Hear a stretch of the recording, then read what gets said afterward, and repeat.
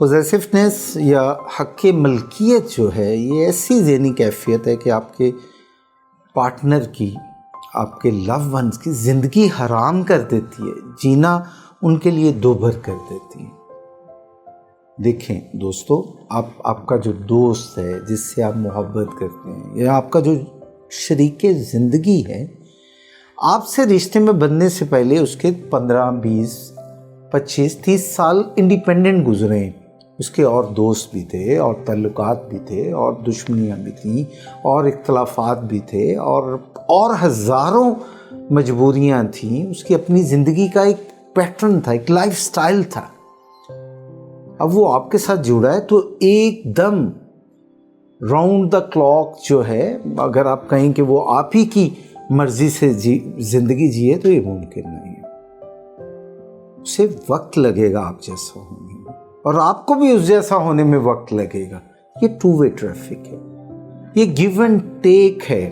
کہیں آپ کو سپیس دینا ہوتی ہے، کہیں آپ نے سپیس لینا ہوتی ہے، کہیں حق ملکیت ظاہر کرنا ہوتا ہے، کہیں خود سپردگی کرنی ہوتی ہے، کہیں فری دوسرے کو کرنا پڑتا ہے، کہیں اپنی سپیس لینا پڑتی ہے۔ رشتے ایسے چلتے ہیں، اور خصوصاً ازدواجی رشتوں کی کامیابی تو ہے ہی کمپرومائز میں۔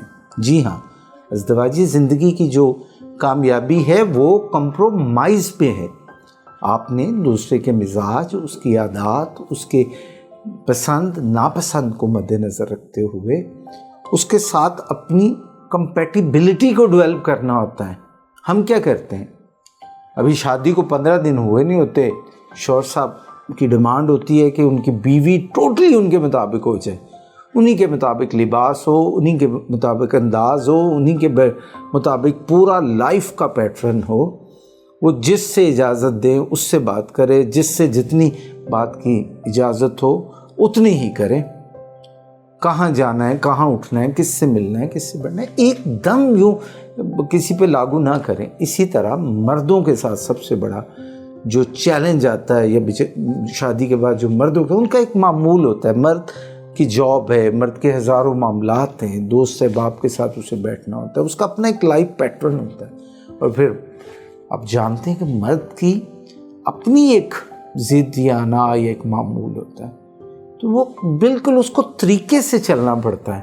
آپ کو آتے ہی پہلے ویک میں یہ فیصلے نہیں کرنے چاہیے کہ آج کے بعد آپ نے اپنی ماں کے ساتھ اتنا وقت گزارنا ہے، بہنوں کے ساتھ اتنا وقت گزارنا ہے، بھائیوں کو اتنا وقت دینا ہے، دوستوں کو اتنا دینا ہے، جہاں ہوں مجھے بتائیں، میرے ساتھ چلیں۔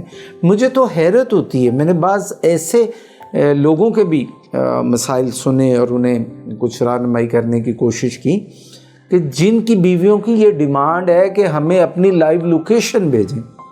بھائی یہ رشتہ ہے، یہ قید نہیں ہے۔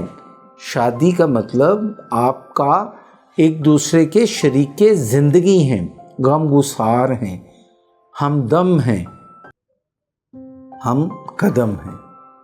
یہ نہیں کہ ایک آقا ہے اور دوسرا غلام بن گیا۔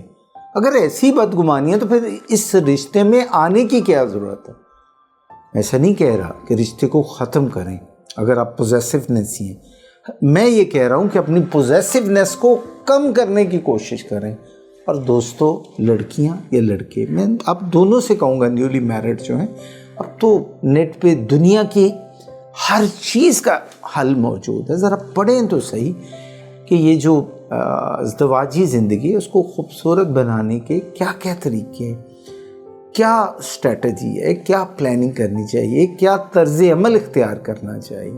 اگر آپ سنجیدگی سے یہ سوچیں گے کہ میرا جو کمپینین ہے، میرا جو شریک زندگی ہے، اس کی پرسنل لائف بھی ہے، اس کی پسند ناپسند بھی ہے، اسے شخصی آزادی بھی چاہیے۔ جس دن آپ نے اپنے شریک زندگی کو شخصی آزادی دینے کا فیصلہ کر لیا، اسی دن آپ کا رشتہ انتہائی خوبصورت ہو جائے گا۔ ایسے جیسے کسی خوبصورت باغیچے میں، باغ میں آپ جائیں تو ہر طرف ٹھنڈی ہوا ہوتی ہے، خوبصورت منظر ہوتا ہے اور خوشبوئیں ہوتی ہیں۔